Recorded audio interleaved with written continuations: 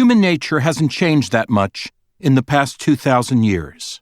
Emotional intelligence, the ability to understand and appreciate where someone else is coming from, is still essential to effective communication. How was Johnson & Johnson able to maintain its credibility during the Tylenol crisis and save a product many experts assumed was fatally damaged? It had a lot to do with how well the company understood and appreciated the emotional concerns of its customers, concerns that quite literally involve life and death. More recently, why was Firestone so dramatically unsuccessful dealing with a very similar situation when it faced charges that defective tires had caused a string of fatal SUV accidents? Again, it was all about human emotion. Firestone failed to appreciate that the facts alone, no matter how powerful they seemed to those who understood them, would never persuade a fearful driver. Engineering data will impress an engineer, but they mean nothing to a young mother terrified that she might be putting her children's lives at risk every time she loads them into an SUV riding on Firestone tires. Making your point in today's unforgiving information environment demands a truly strategic approach, beginning with careful consideration of those three fundamental communications challenges: getting others to pay attention to what you have to say, getting others to believe what you tell them, and getting others to remember what you have said long enough for them to act on it. For any of this to work, of course, you must have something worthwhile to say in the first place. From a strategic perspective, communication can never be viewed as an end in itself. It must always serve a larger purpose.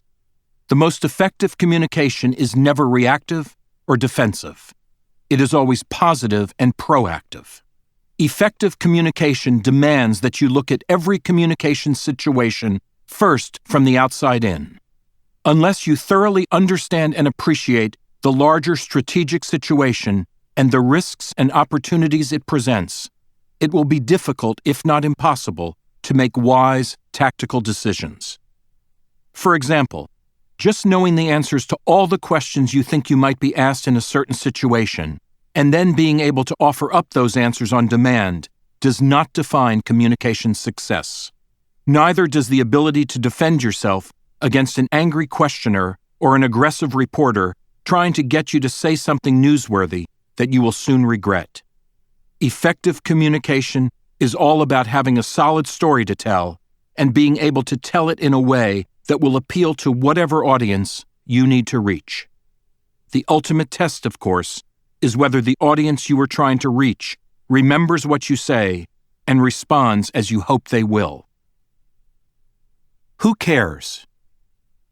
Just because you firmly believe that something you are about to say is important, and just because you can demonstrate factually why it should matter to the audience you are trying to reach, does not guarantee that anyone else will even pay attention, much less believe or remember your message.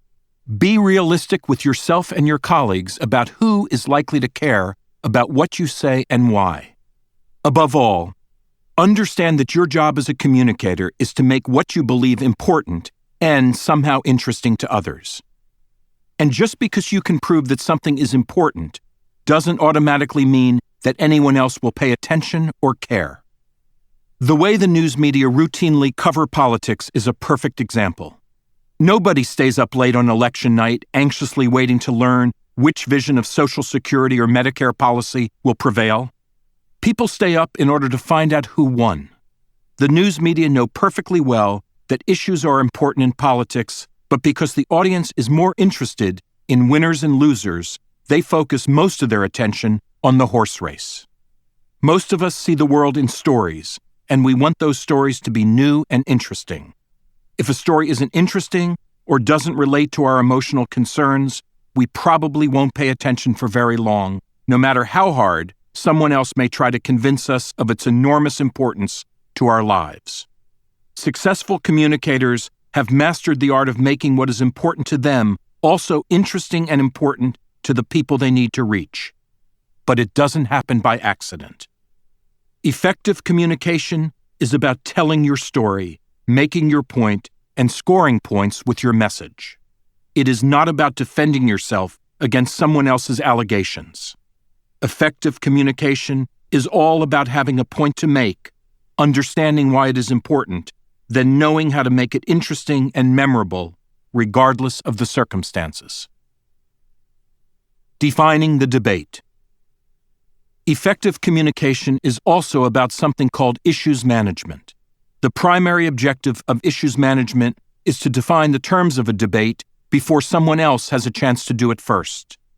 Issues management is all about telling your story before someone else tells it for you.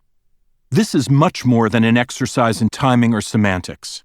If you are able to define the terms and establish the theme that shapes the story, you can control the discussion. And if you can control the discussion, you are more likely to win the debate eventually, no matter how powerful your opponent's arguments may seem at first.